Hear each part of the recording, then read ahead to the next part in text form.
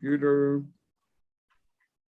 Boa tarde a todos e todas. Estamos aqui de volta pontualmente às 14 horas. Já tínhamos entrado antes, mas esperando dar o horário para que tivéssemos um coro ainda mais significativo, expressivo, com todas as participações, que isso só traz mais alento ao nosso coração nesse período de aulas online, aulas síncronas, disponibilizando todo esse material. Sejam todos e todas bem-vindos. Estamos chegando já aos estertores do nosso programa. Temos, na verdade, 4 grandes assuntos a ser trabalhados, né, que a gente vai compreender dentro dessa teoria do negócio jurídico, que é o plano da eficácia, a prova do negócio jurídico, a concepção sob ato ilícito e, finalmente, talvez um dos assuntos mais tormentosos de Teoria Geral de Direito Civil 2, que é a questão da prescrição e decadência, um tema que eu quero dar com muita profundidade para vocês, um tema muito importante. Vinícius pode dar o testemunho de quanto isso é importante na nossa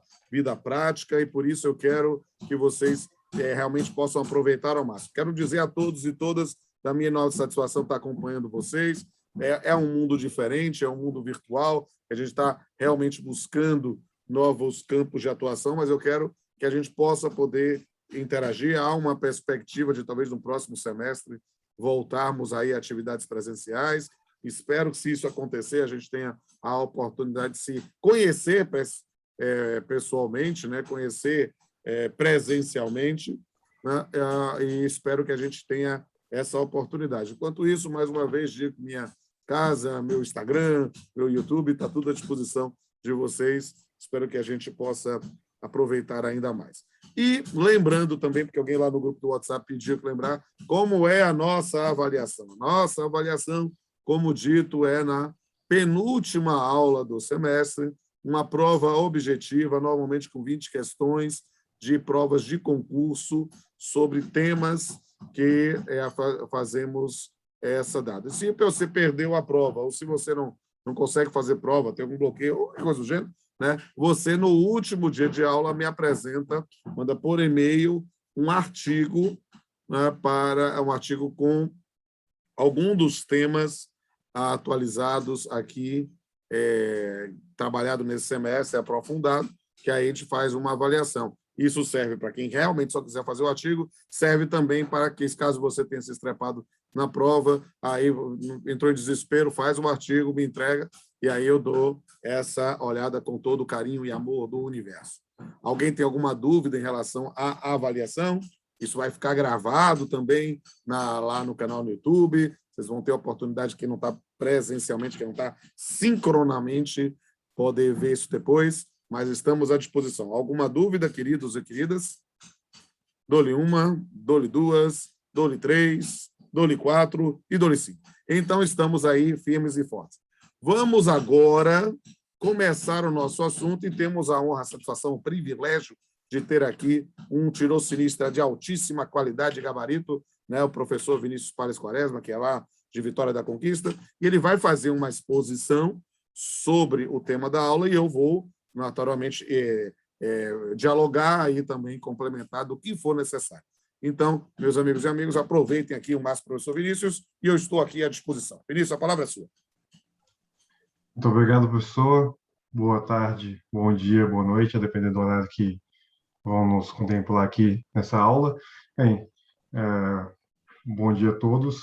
Primeiramente, eu só queria lembrar que no nosso grupo estão os vídeos que o professor mencionou na aula anterior, com os 2 episódios do podcast dele, de entrevistas.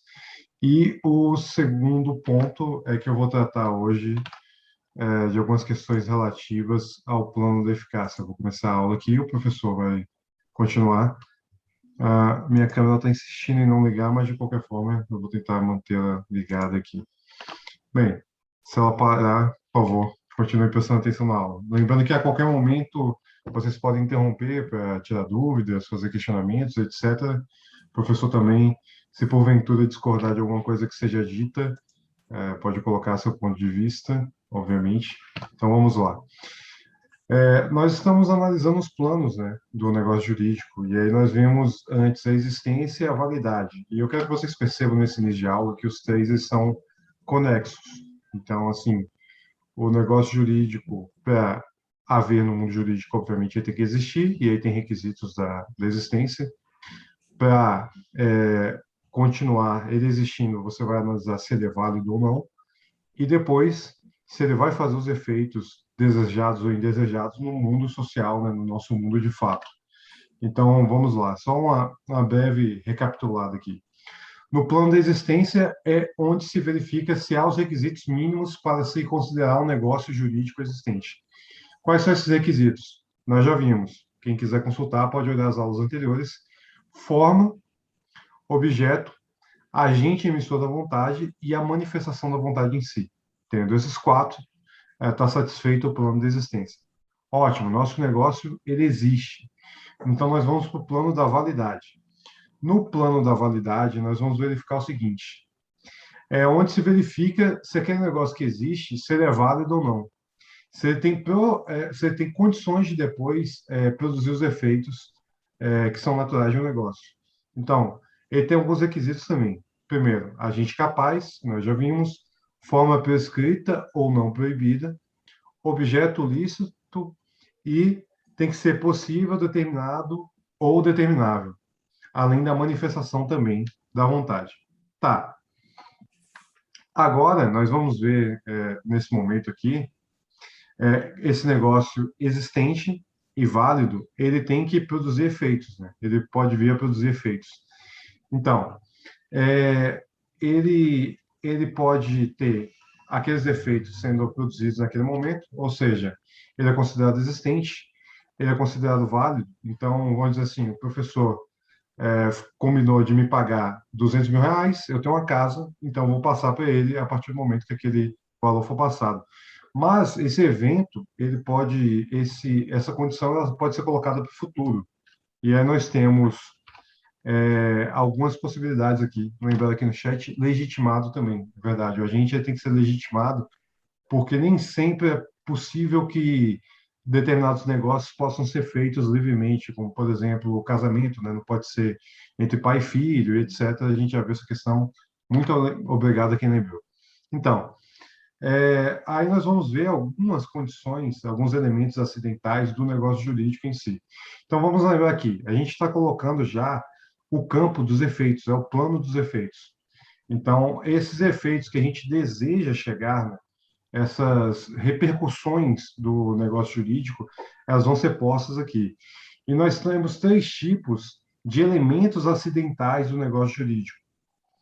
São situações que podem vir a fazer com que um determinado negócio jurídico ele possa vir a produzir efeito.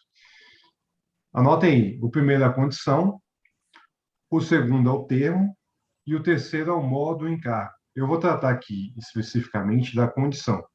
Então vamos lá.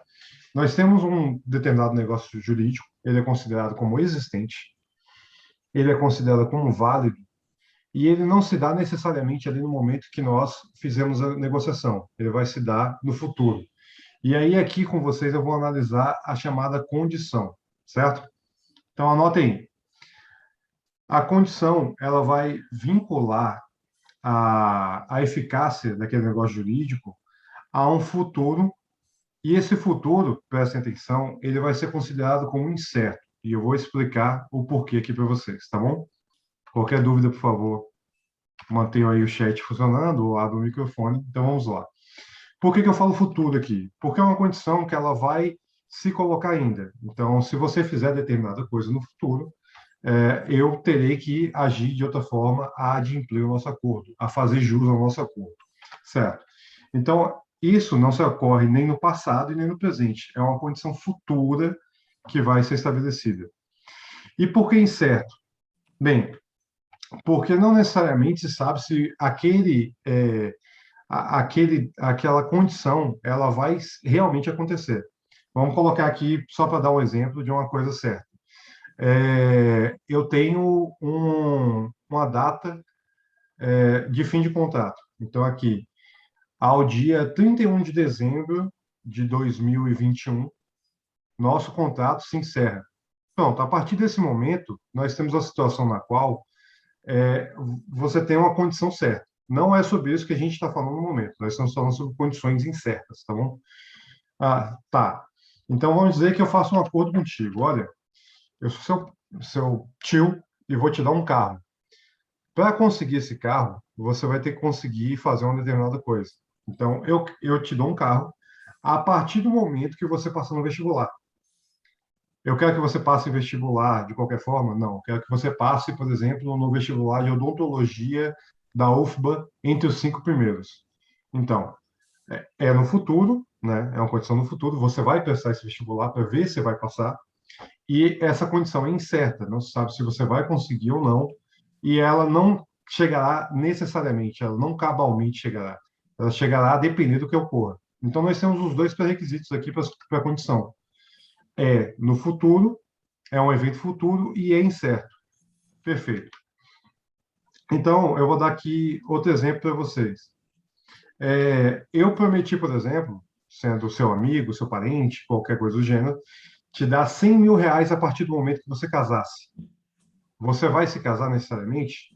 Bem, você pode não querer se casar, você pode não conseguir se casar, você pode talvez não mais estar vivo nessa data, então esse evento pode não acontecer. É um evento no futuro, concordo? E é um evento incerto. Então essas duas condições para a condição do negócio jurídico, elas estão adimplidas aqui. As duas estão presentes. Evento no futuro e evento incerto. A partir do momento que essas duas condições que eu coloquei para você, elas são satisfeitas, aí eu tenho que entrar com a minha parte, que seria pagar os 100 mil reais que eu te prometi. Então, a condição, ela vem dessa forma. Ok, mas como isso está no Código Civil para a gente? Eu vou pedir para vocês, para quem tiver uma segunda tela ou tiver condições de dar uma olhada, é sempre interessante olhar para que a gente possa acompanhar aqui pelo Código Civil. Isso está estabelecido no Código Civil, no artigo 121. Vou colocar no chat aqui para vocês, deixa eu só copiar aqui, para ajudar também. Pronto, está aí. Artigo 121. Considera-se condição a cláusula que, derivando exclusivamente da vontade das partes, subordina o efeito do negócio jurídico a evento futuro incerto. Então, o que a gente tira daqui? É a vontade entre as partes, eu quis combinar assim, você quis combinar assim, e, além disso, o efeito do negócio jurídico ele só começa a partir do momento no qual as condições são satisfeitas. Então, vamos lá, voltando ao exemplo que eu dei. Eu prometi 100 mil reais a partir do momento que você se casasse, digamos. Se você não vier a se casar, essas condições não estão satisfeitas. Se essas condições não estão satisfeitas, o nosso negócio jurídico ele não começa a ter efeito. Então, assim, você foi lá e não se casou. Eu tenho que te pagar os 100 mil reais? Não, porque eu só teria que te pagar os 100 mil reais a partir do momento no qual você viesse a se casar. Ou então você fez o vestibular de odontologia que eu falei. Você passou em outra universidade entre os 5. Vou ter que te pagar? Não. Nosso acordo era colocando a UFBA, lembra? Se você passasse entre os 5 primeiros de odontologia na UFBA, ou se você, porventura, fizer o vestibular, até passar, mas passar em 20º. Está satisfeita a condição? Não, não está. Então, assim, não estando satisfeitas as condições, você não terá que adimplir com a parte, a partir do momento que a outra parte também não fez o que era necessário para receber o prêmio nesses dois exemplos que eu estou colocando, tá bom? Alguma dúvida quanto a isso? Eu tenho. Pois Vinícius. não. Digamos que a condição ela aconteça e você receba o adimplento, né, da prestação e tudo mais. Okay. E se essa condição ela se desfizer? Você pode reter aquilo, por exemplo, esse exemplo aí de passar na universidade. Perfeito. Digamos que eu passei em quinto, porque digamos que eu passei em sexto, mas teve uma pessoa que escolheu não ir, ou algo assim, sei lá, eu passei em quinto, desisti. Tipo assim, não sei, eu me perdi no exemplo, mas eu quis dizer, por exemplo, você foi se a coisa sexto, acontecesse... um dos cinco acabou não entrando. Isso, nesse caso aí, não iria funcionar pelo seguinte, porque é uma lista objetiva. Mesmo que um dos 5 desista, você continua sendo a sexta, entendeu? Então, assim, essa condição ela não está satisfeita do mesmo jeito. Então, nesse caso, não dá para colocar nesses termos assim. Eu posso pensar em alguma outra situação, mas é por isso que é bom você definir bem o objeto de um contrato, entendeu? Então, você chega lá e você vai lá e coloca em termos dúbios, alguma coisa que dê duplo sentido. Se você colocar dessa forma, esse negócio ele estará prejudicado e aí essa decisão ela pode ser colocada, por exemplo, para ser decidida na justiça. Olha, você vai chegar lá e alegar. Eu não fiquei entre os cinco, mas eu fui a sexta e fui uma das cinco primeiras chamadas, porque um deles existiu. Então você vai discutir isso na justiça e vai ficar para pessoas como o professor decidir, né? No caso, o juiz. Mais alguma dúvida? Está satisfeita a dúvida, Adi? Tá, sim. Obrigada. Tá. Então, aí vem a importância de fazer um bom contrato, né? Tem gente que na internet vai lá e busca um modelo de contrato, faz lá o contrato, é um meio, é lícito e etc. Mas um contrato bem amarrado é muito importante. Mais alguma dúvida?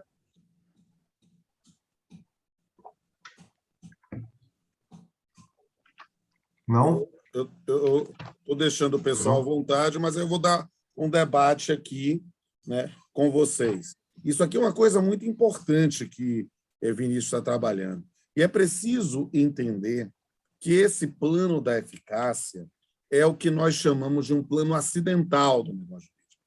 Por quê? Porque para um negócio jurídico produzir os efeitos, bastam estar atendidos os elementos da existência, porque aí é da concreção, e da validade, que é a pertinência para o ordenamento jurídico. Atendido esses dois requisitos, estou vendo aqui, já vou dar a palavra para a Thalita. Atendido esses dois requisitos, né, você vai ter um negócio jurídico, já pode produzir efeitos. O plano da eficácia, ele entra justamente como uma limitação da produção dos efeitos. Ou seja, ele é acidental porque muitas vezes esses elementos nunca vão ser suscitados. Então, você compra um lanche na cantina, pronto, pagou o dinheiro, na hora recebeu, pronto, não tem nenhuma limitação no plano de eficácia. É diferente de quando você compra alguma coisa a prazo, ou quando você limita a produção de efeitos. Aí sim vai ter esse dado. Thalita, diga aí, você está com a mão levantada. Boa tarde, gente. Eu queria saber, na verdade, meio que uma curiosidade, aqueles termos de adesão, por exemplo, para uso de aplicativos, é um negócio jurídico, um contrato e os efeitos são os mesmos? Como funcionaria?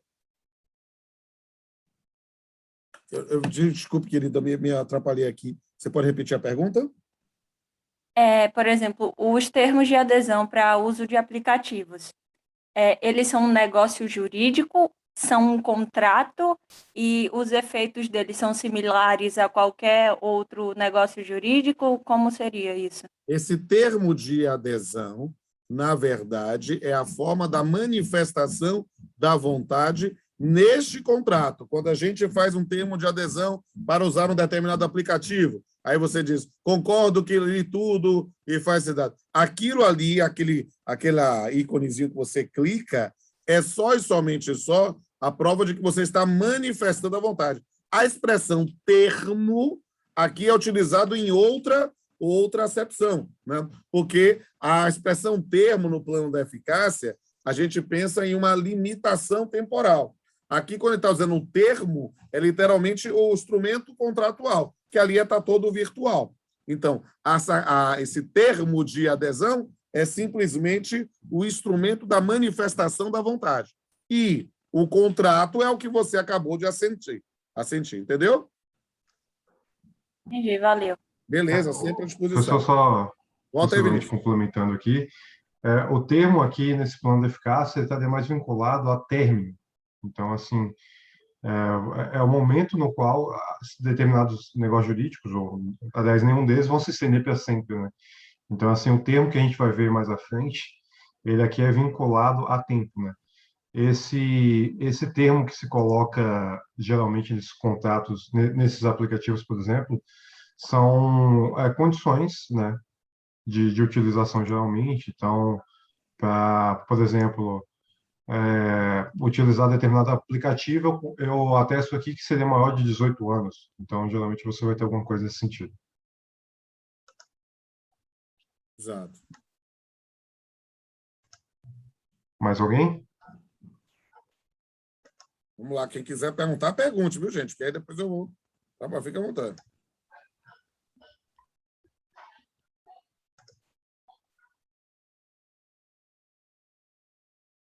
Alguém? Não? Não? Então tá, eu vou continuar aqui e eu vou colocar algumas classificações aqui que são pertinentes a essa questão da condição, né? Vou pedir desculpas novamente porque minha câmera está sozinha desligando, então peço Tá, desculpas. acontece. A minha parece também. Você tem algumas classificações para essas condições que são colocadas. Então, vamos lá. São situações do futuro e são situações que elas não são propriamente definidas de uma maneira determinada, né? Elas não são previstas ali de uma maneira precisa quando vai ocorrer ou se vai ocorrer. Bem, nós temos um plano que é chamado de plano fenomenológico. E essas condições, elas podem ser, anotem aí, por favor, positivas ou negativas. Eu vou explicar cada uma delas. Se vocês tiverem dúvidas, por favor, se manifestem. Então, são duas, novamente falando. Positivas e negativas. Quando é que elas ocorrem? Bem, anotem aí, por favor. As positivas, elas ocorrem quando, por exemplo, eu falo que... aliás, eu vou começar para ficar mais didático pelas negativas. As negativas, elas elas acontecem quando o fato para de ocorrer. Então, por exemplo, eu vou lhe emprestar a minha casa até o dia que a guerra no seu país pare. Então, assim, é quando determinado evento ele para de ocorrer, tá bom? Essas são as condições negativas do ponto de vista fenomenológico. Ou então, como está no livro do professor, eu vou te emprestar minha casa até o dia que o alagamento na sua região cesse. Então, é algo que deixa de ocorrer, tá bom? Certo. Essas são as condições negativas.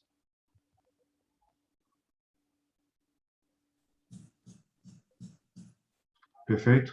Então, e como seriam as positivas? A positiva é quando ocorre o fato. Então, na outra, o fato ele deixa de ocorrer, né? Por exemplo, a enchente deixou de ocorrer, a guerra deixou de ocorrer, etc. Eu te pagarei, digamos, um salário mínimo até o mês no qual você sai de casa. Então, aí é um fenômeno positivo, certo? É no dia que ocorrer. Um é quando para de ocorrer, o outro é quando passa a ocorrer determinada situação. Então, esse é um tipo de classificação, é a fenomenológica. Certo. Essas condições, elas podem ser também, tem outra classificação para elas podem ser proibidas no sentido de que elas podem ser consideradas como perplexas. O que são essas condições? Anote aí. Condições perplexas. São proibidas porque elas são contraditórias ou incompreensíveis.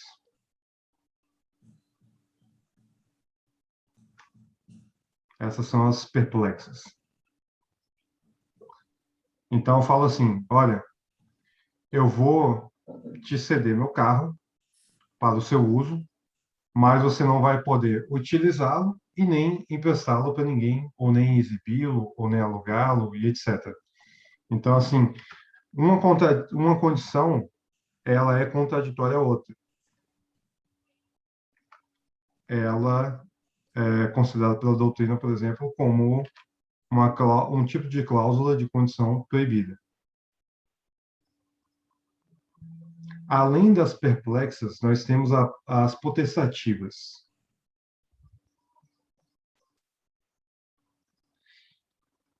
As potestativas, elas são consideradas como cláusulas que dão uma distorção nas condições de equilíbrio que geralmente se verificam no contrato, e aí elas são caracterizadas por expressões como, por exemplo, digamos assim, em dado momento, se eu quiser ou se a parte quiser, ou caso seja de interesse de determinado declarante. Então, assim, elas dão demasiado poder para uma parte em detrimento da outra, né, em prejuízo da outra. Aqui também vale lembrar que tem condições que são proibidas porque são consideradas fisicamente impossíveis.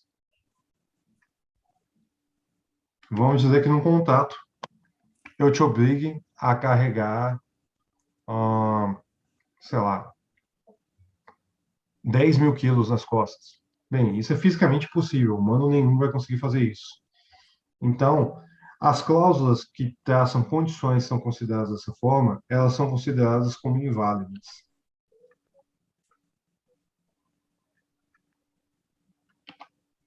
E, por fim, eu vou colocar aqui as condições juridicamente impossíveis. Bem, elas são juridicamente impossíveis porque elas contrariam direitos. Então, eu faço um contrato contigo. Vamos lá, eu faço um contrato com Thalita e a partir desse contrato com Thalita, eu vou colocar, olha, se Thalita me pagar R$ 1.000, eu vou ser escravo dela pro resto da minha vida. Eu vou trabalhar para ela pro resto da minha vida. Bem, essa condição, ela viola inúmeros direitos, né? Então, é juridicamente impossível. Tá bom? Professor, mais alguma condição? Acho que É preciso. faltando... Não, eu estou deixando aqui você liberdade para não atrapalhar a sua exposição, mas é Uhum. sempre muito importante perceber que toda classificação, né, seja de condição ou de qualquer instituto jurídico, vai variar de acordo com a visão metodológica de cada autor. Então, eu e Pablo, a gente traz algumas, mas vocês podem ter outras classificações. O que é muito importante aí, já complementando a exposição do Vinícius, que eu quero sempre prestigiar, é ter em mente o que é a essência da condição.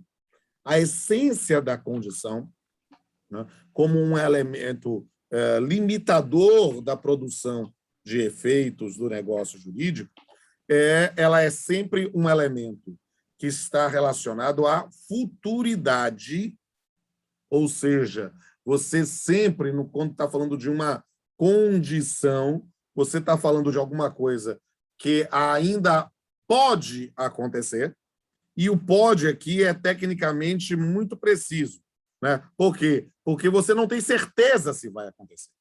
A condição é sempre um elemento futuro e incerto quanto à ocorrência. Não é necessariamente quanto à data. Perceba, você pode, inclusive, estabelecer limitações temporais, ainda que seja condição. Eu vou fazer uma grande festa na minha casa se Bolsonaro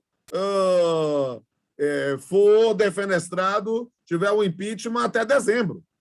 Não sei se vai ter. Tem uma limitação temporal, você vai ter que esperar até dezembro para saber se teve impeachment ou não. Pode ser que não tenha, provavelmente não tenha. E aí, nesse caso, nós temos uma condição que não se realizou. Ou seja, nós temos um elemento do futuro e também incerto quanto à ocorrência. Isso será muito importante para diferenciar do termo. Agora, a classificação mais importante dentro dessa ideia da condição, né, eu estava aqui deixando o contando, é a diferença entre a condição suspensiva e a condição resolutiva. Você quer falar disso, Vinícius? Se não, eu falo. Só para colocar, pode ser, seguindo. professor, mas só para colocar aqui, eu está trazendo no chat o exemplo aqui que Thalita lembrou que é de O Auto da Compadecida, mas na realidade ele é de O Mercador de Veneza. Isso. E aí era um exemplo perfeito para caracterizar isso, foi feliz eu de ter lembrado, que é o seguinte, que é a retirada de um pedaço da carne da pessoa sem que se derrame sangue. Não tem como você adimplir dessa forma, né? sem que o sangue seja colocado para fora pelo corpo, né? Então, a partir do momento que você faz um contato desse, né? Aqui, deixando de lado se seria lícito ou não, é só a título de exemplo mesmo, você não pode cumpri-lo porque as condições são contraditórias. Essa história está presente tanto no Mercador de Veneza quanto no Alto da Compadecida, como Não, muito bem aconteceu até um lembrou trecho naquela parte lá a, a Thalita com o Chicó. cangaceiro lá, mas, na verdade, a referência clássica é O Mercador de Veneza, de Shakespeare, que é um livro vale a pena Exatamente. vocês lerem. Siga aí, William. Excelente. Não, só para lembrar aqui, então, por exemplo, eu posso te colocar um prêmio, né? Esse prêmio, ele vai estar no futuro, né? Então, a partir de hoje, se você, sei lá, entregar 100 cartas em 100 casas, eu posso te pagar R$ 100, digamos. Então, aqui eu estou colocando um evento no futuro e ele é incerto. Ele está no futuro e não necessariamente ele vai ocorrer. Então, ele é considerado como uma condição justamente porque sacia essas duas características.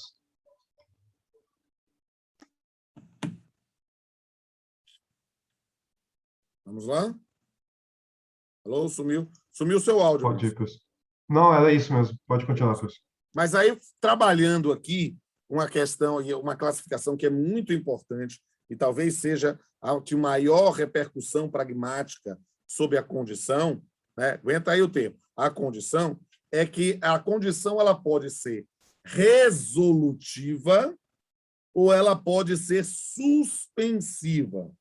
Qual é a distinção? A condição resolutiva, né, pensa assim, resolver alguma coisa é extinguir isso. Ou seja, você ter um negócio jurídico que está produzindo efeitos até que um evento futuro e incerto ocorra, e aí o resolve, ou seja, o extingue. A condição, porém, pode limitar a eficácia do negócio jurídico para o começo da produção dos efeitos. Ou seja, você faz um negócio jurídico, mas estabelece uma condição que é suspensiva. Eu vou fazer isso se tal coisa acontecer.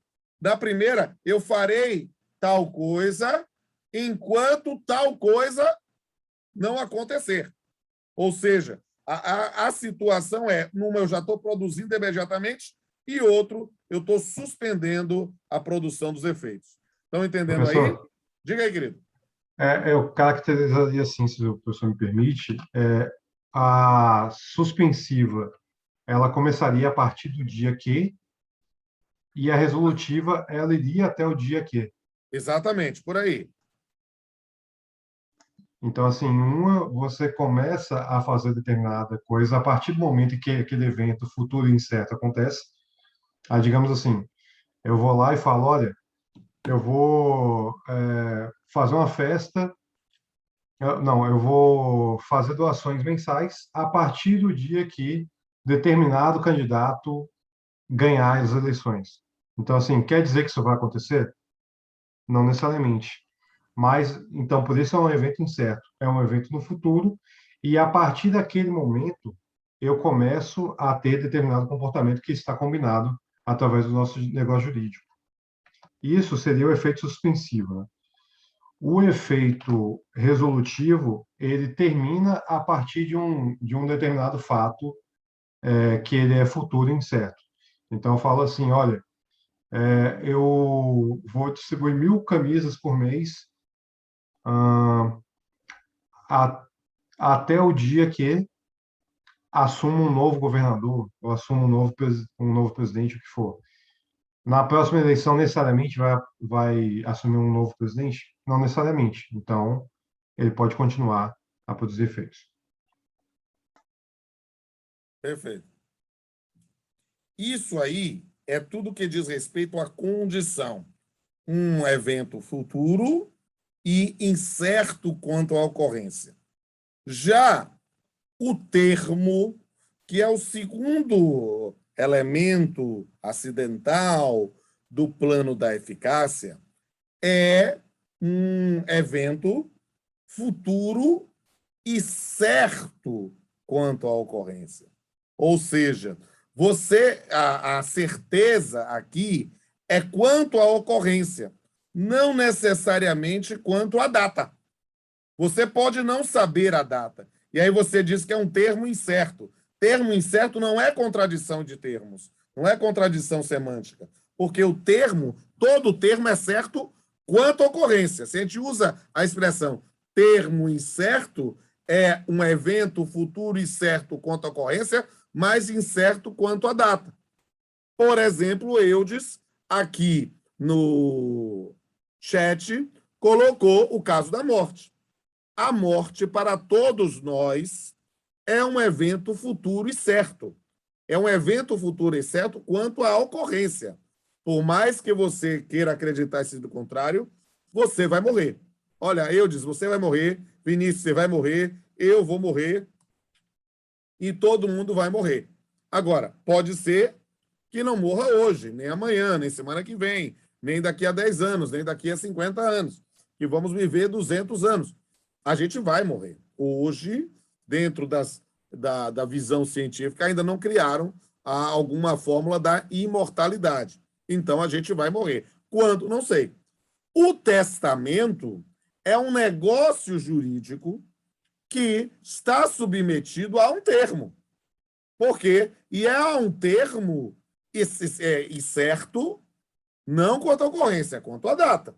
Então, ele só vai poder produzir os efeitos quando você morrer.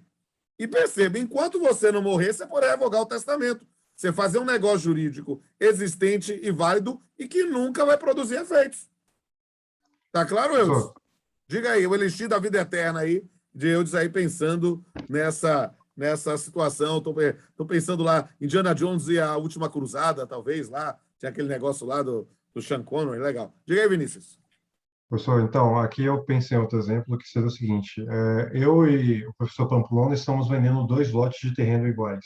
E eu combino contigo que se o professor oferecer um preço menor que o meu, eu garanto que vou colocar a oferta dele R$ 1.000 mais barato. Então, assim, se o professor colocou o terreno à venda a R$ 200.000, eu estou me comprometendo a vender a 199 mil.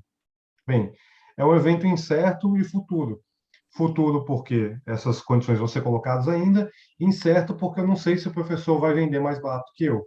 Mas eu estou dizendo que a partir do momento no qual ele coloca um valor mais barato que o meu, eu vou colocar sempre R$ 1.000 a menos do que ele estabelecer.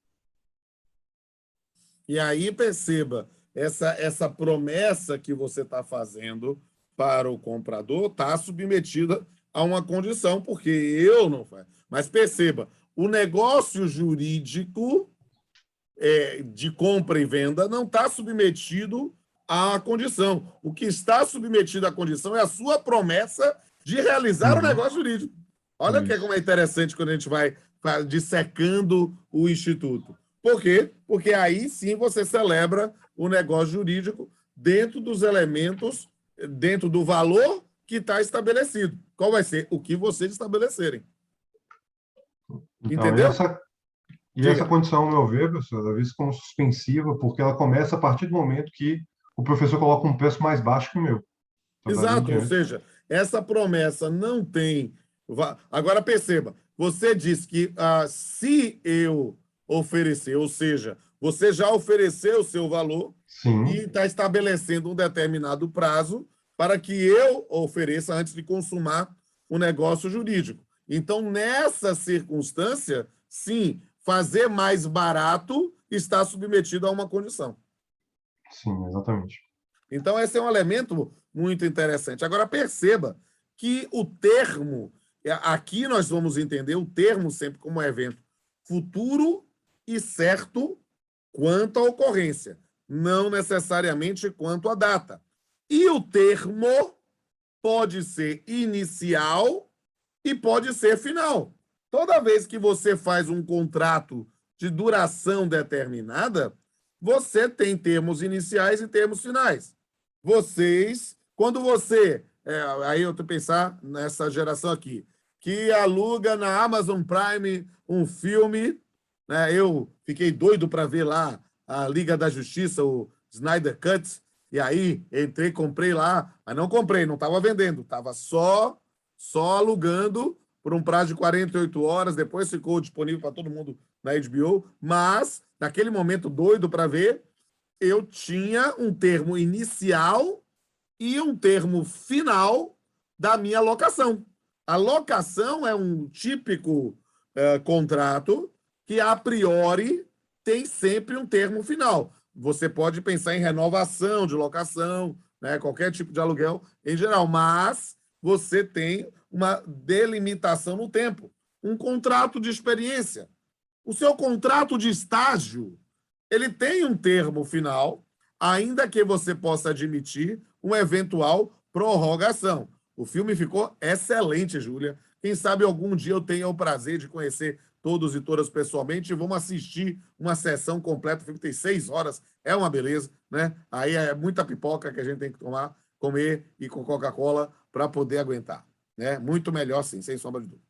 E aí eu te pergunto, uma pergunta muito importante. Existe autonomia entre os planos de existência, validade e eficácia? Eles podem ocorrer de forma independente? Sua pergunta é muito importante, Eudes. E aí você precisa entender que o negócio jurídico sempre vai exigir o atendimento aos requisitos do plano de existência e da validade. Ou seja, você pode ter um contrato que existe, mas ser inexigível, porque ele é inválido, ou seja, tem uma violação do plano da validade. Agora, não dá para ter atendido a validade sem ter atendido a existência. Então, eles são sucessivos. Né? E você pode ter um plano da eficácia, que, como eu falei, é acidental. Ele pode ocorrer ou não. Quando a gente faz um negócio jurídico que se exaure na primeiro consumo, já era, acabou, não há o que se falar depois. Diga aí, Professor, Vinícius e Eudes, vamos lá. só uma ressalva aqui de que tem negócios que eles podem ser considerados não válidos, né, nulos ou anuláveis, mas eles podem produzir efeitos para terceiros que podem ser levados em consideração. E eu vou dar um exemplo aqui para vocês, que é quando ocorre, por exemplo, de uma pessoa se casar e essa pessoa não teria condições de casar. A partir desse casamento, ela é considerada como maior de idade, digamos, e ela poderia celebrar diversos negócios jurídicos. Se essa pessoa celebrou um negócio jurídico com um terceiro, em tese, para qualquer efeito ali, ela é maior de idade pelo matrimônio. Mas esse negócio, depois ele se comprova como prejudicado por essas questões, só que para o terceiro que estava de boa fé, ele vai continuar como produzindo efeitos. Só lapidar o que você falou, né, que ela não é maior de idade, ela é emancipada, ela é capaz. Né? Então, a pessoa que casa com 16 anos, com 17 anos, torna-se emancipado por uma hipótese legal de emancipação, torna-se, portanto, capaz, mesmo ainda não sendo maior de idade. E aí sim, se posteriormente há algum tipo de declaração de nulidade desse ato que a emancipou do casamento, os negócios jurídicos celebrados durante a vigência do momento em que se certificou, ele está casado, está emancipado, então todos continuam produzindo efeitos, que é a ideia de preservação do interesse de terceiros. Muito bem observado. Eu tinha uma pergunta. Bom, mestre, minha pergunta era a seguinte: pode existir o plano da eficácia, né, no negócio jurídico sem passar pelo plano da validade? Ele pode sair do plano da existência direto para o plano da eficácia? Mas perceba, quando a gente fala de plano da eficácia, a gente está pensando na produção concreta de efeitos. Então, aí o que é que nós vamos ter? Uma produção efetiva de efeitos, mas com um negócio jurídico que não é exigível juridicamente. Então, o que é que acontece? Para pensar numa sequência roots, uma sequência raiz, você só pode querer discutir plano da eficácia partindo do pressuposto de que o negócio jurídico é existente e é válido. Mas dá sim, claro, perceba, o negócio jurídico.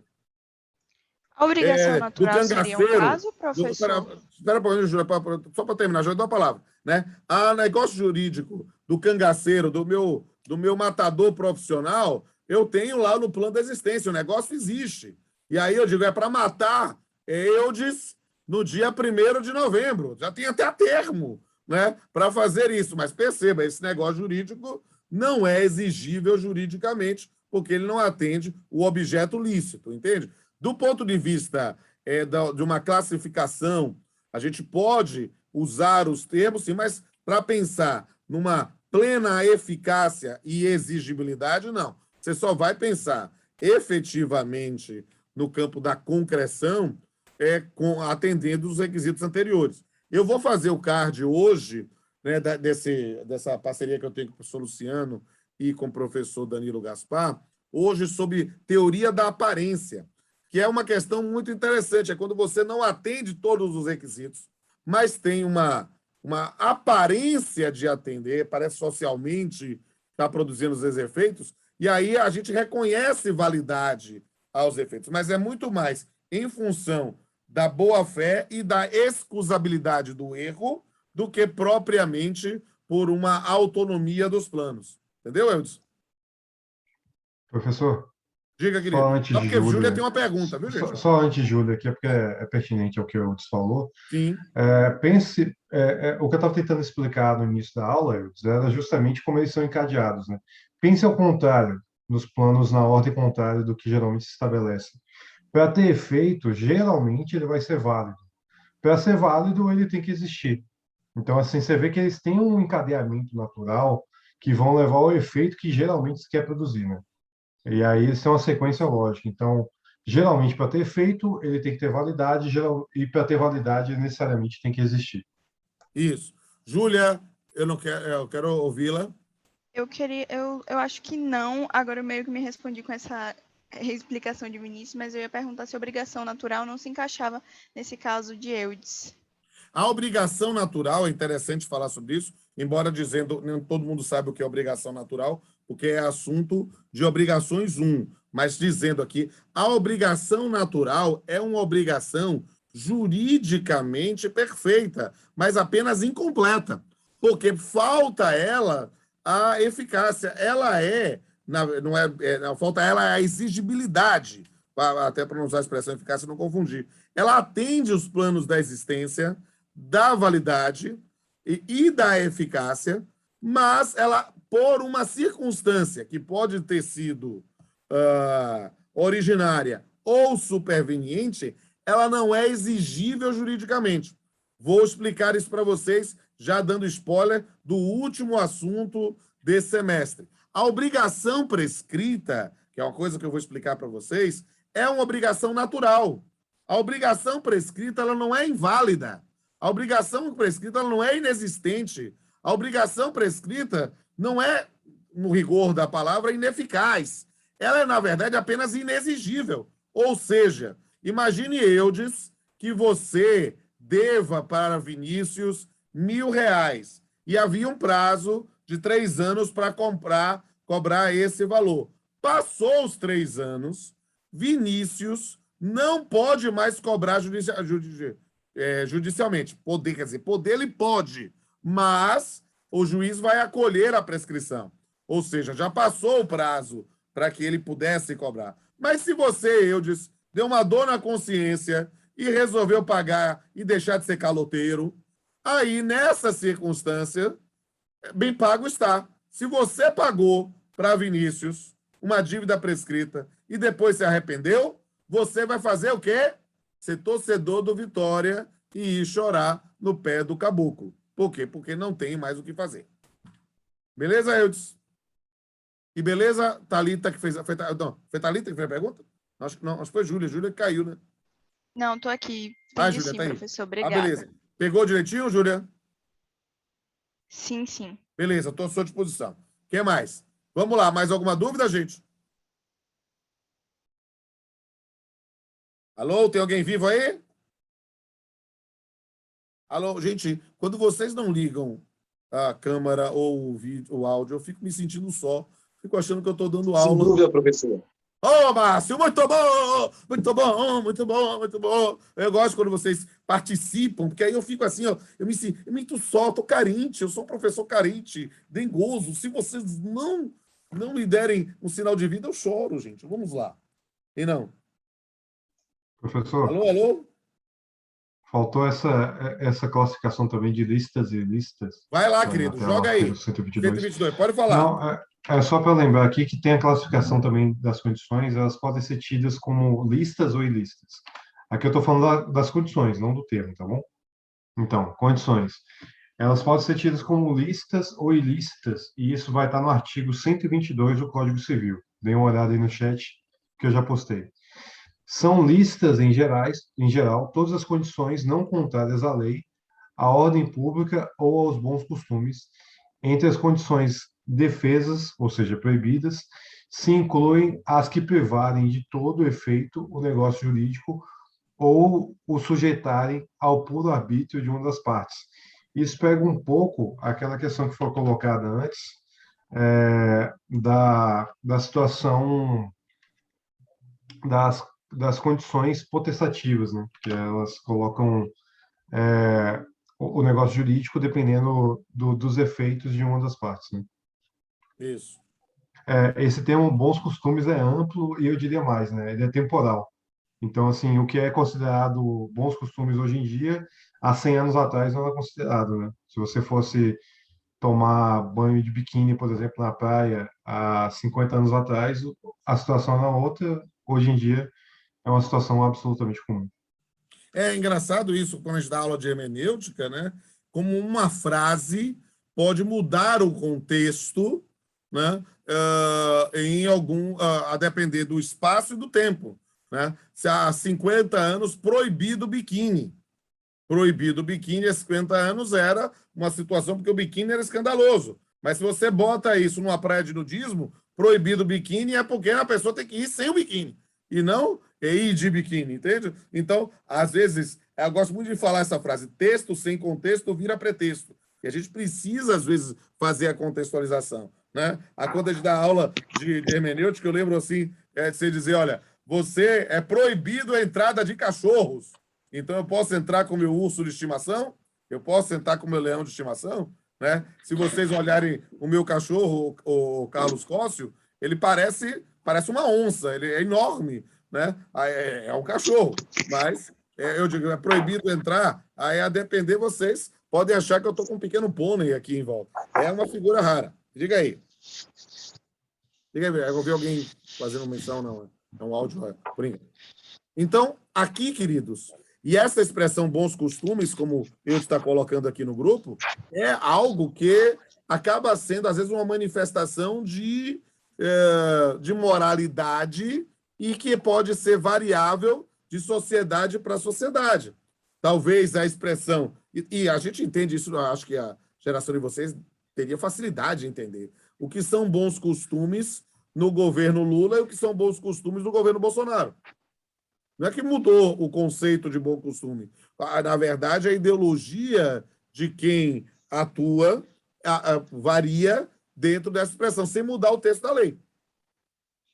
Né? Essa questão de defesa da honra, por exemplo, era uma tese que, se aí Vinícius, que é penalista, pode dar também essas expressões, né? Era algo que, no passado, né, se admitia, às vezes, no campo do tribunal do júri, algo. Hoje é algo absolutamente, às vezes, repugnante a depender do contexto social. Né? Vai depender realmente da moralidade média nesse ponto, na moralidade da região. Vinícius? Não é só para colocar sobre isso da defesa da honra na área penal, antigamente era tido como, que a gente considerava até como um princípio, né? Mas ele nunca passou de um argumento e o STF, em julgado recente, baniu. Isso quer dizer, o Márcio está com o microfone aberto. É Márcio. Viu, Márcio? Onde é que eu acho, Márcio? Beleza, aqui. Mutei. É porque eu estava ouvindo uns barulhos, aí eu não sabia. Né? Aí eu ficava pensando que alguém queria falar. Aí, gente, então, mas sempre que vocês quiserem falar, fiquem à vontade. Para mim é muito legal ter a participação de todos e todas. Só que nós falamos aqui de termo e de... Eu me lembro de já ter feito essa pegadinha com vocês. Mas, como eu tenho muita gente que não estava assistindo a aula anteriormente, vamos ver aqui. Ó. Acho que eu vou até liberar a Eudes, que Eudes participa de todas as aulas. Quero ver de quem não está participando. Eu quero que vocês respondam aí. Pode responder no chat, não precisa ligar o áudio. Né? Mas se quiser ligar o áudio, pode. Né? Dizendo, olha lá, eu vou dar toda a minha biblioteca para Vinícius, todinha, se eu tiver ganho na loteria que rodou semana passada. Isso é condição ou isso é termo? Respondam. Acho que eu já fiz Creio que nenhum nem outro, porque você está falando de evento passado que já Isso, aconteceu. exatamente. Boa, A ideia é parabéns. essa. O elemento futuridade é um elemento comum da condição e do termo. Ou seja, então, se eu estou falando de alguma coisa que já aconteceu, significa que esse negócio jurídico não está limitado no plano da eficácia, ou esse negócio jurídico não pode produzir efeitos, porque eu não ganhei na semana passada, até porque eu não joguei, entende? Então, é algo que a gente precisa lembrar sobre essa questão. Tá, todo mundo entendeu bem a diferença de termo e condição, os aspectos práticos sobre isso. Perceba que a gente tem muita frequência. Já está feliz, né, Vinícius? Não, mas E, na verdade, é um pouquinho mais, viu, Vinícius? Depois você vier aqui pessoalmente, você Um vai dia a gente entender. conta aí. Pode deixar. Lógico, você vai ver aqui. Aí eu não quero dizer assim. Mas vocês vão conhecer, quem sabe, no momento próprio. Agora, a diferença de termo e de condição como elementos muito comuns no campo da eficácia do negócio jurídico. Beleza. Mas existe um terceiro elemento no plano da eficácia que precisa ser trabalhado. É o elemento ônus, modo ou encargo. O que é a ideia comum de ônus, modo e encargo?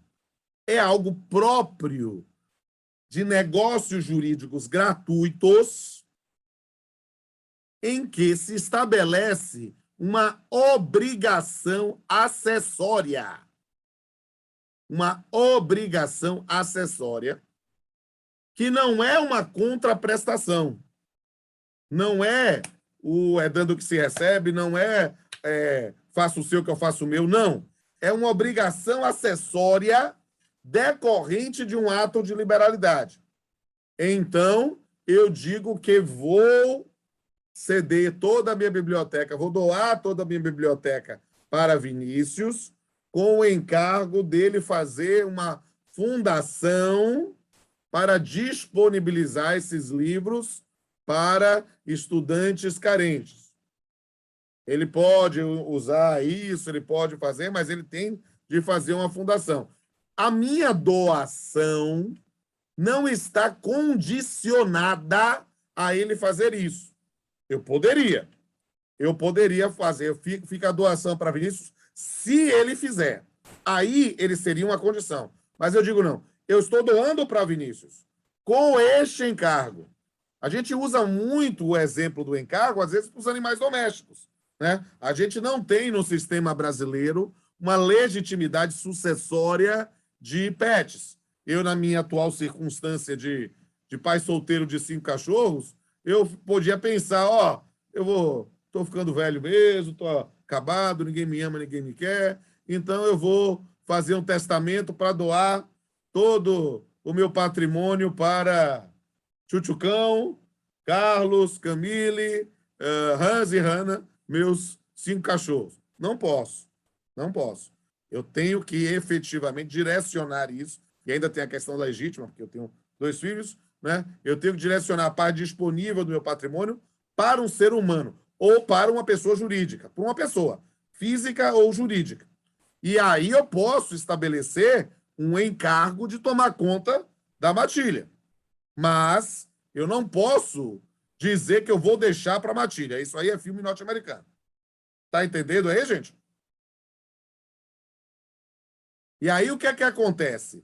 Por que não é uma contraprestação? Porque não é uma a priori. Pode ser estabelecido como condição, mas a priori não é uma condição. É uma obrigação acessória. E aí quem é que estiver legitimado para defender os interesses dos beneficiários do encargo, né? Aí é que vai a juízo pedir o cumprimento disso. Então, no caso, posso pensar o Ministério Público, né? Pensando na defesa desses interesses, desses pets. Estão entendendo aí? Professor? Oi, Vinícius, quer falar alguma coisa? Isso é feito muito, por exemplo, prático, né, com questões relacionadas ao poder público, né? Por exemplo, você tem times de futebol para os quais o município cede uma área para fazer um estádio, digamos. tá, faço estágio, mas tem que ter lá uma creche. Então, essas situações ocorrem, são relativamente comuns. Isso. E aí, o que é importante? Por que o Vinícius fez uma observação anterior também muito relevante? A gente precisa ver como é que essa doação está sendo feita. E literalmente verificar como é que está sendo redigido esse contrato, para ver se foi colocado como uma condição ou se foi somente um encargo. Na condição, se o indivíduo não realizar a condição, ele não adquire o bem. E aí você pode pedir o retorno ao patrimônio público. Mas se ele colocou apenas como um encargo, vai exigir o cumprimento dessas cautelas correspondentes. Tá claro, gente? Estão vivos, gente? Tem alguém vivo aí? Hoje o povo não é muito vivo, não só. Pedro ligou o microfone agora. Márcio ligou antes. Não muito? Então tá bom, então. Então, a gente, na aula que vem, eu faço a parte de prova do negócio jurídico para ver se vocês ficam mais animadinhos. Beleza? Então, a gente se encontra na próxima aula. Tem alguma dúvida de qualquer assunto? Sexo, drogas e rock and roll? Direito civil, direito de trabalho, direito processual, direito constitucional, direito qualquer coisa? Não? Está todo mundo feliz, alegre, contente, sem nenhuma dúvida, verdadeiros enciclopédias jurídicas? Então, que Deus abençoe cada um de vocês e a gente se encontra terça-feira que vem. Beleza? Um beijo a todos e Obrigado, todas. professor. Diga aí, Professor. Vinícius.